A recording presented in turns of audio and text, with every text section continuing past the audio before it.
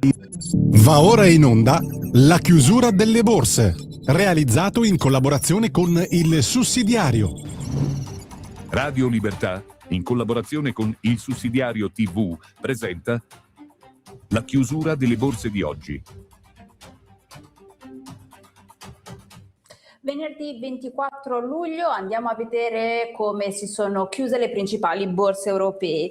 Chiuse in territorio positivo tutti i principali mercati di Eurolandia, stessa scia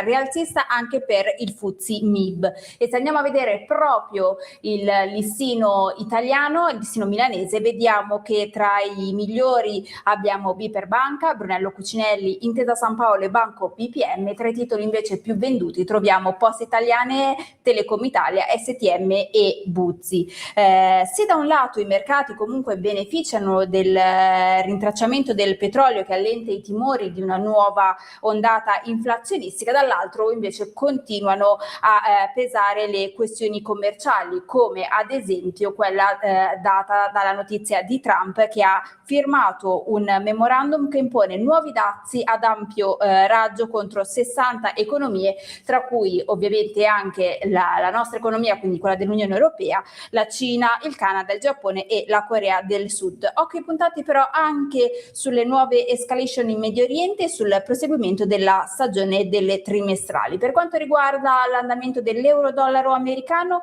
si è mantenuto in posizione sostanzialmente stabile, seduta in lieve rialzo anche per l'oro e in notevole rialzo invece per l'argento, giornata da dimenticare invece per quanto riguarda il petrolio. Lo spread migliora, ha toccato gli 82 punti base, ora si chiude a 84 punti base. Quindi direi che il differenziale tra il BTP, il nostro decennale e il Bund è sicuramente in miglioramento. Grazie per averci seguito e buona giornata. Avete ascoltato La chiusura delle borse.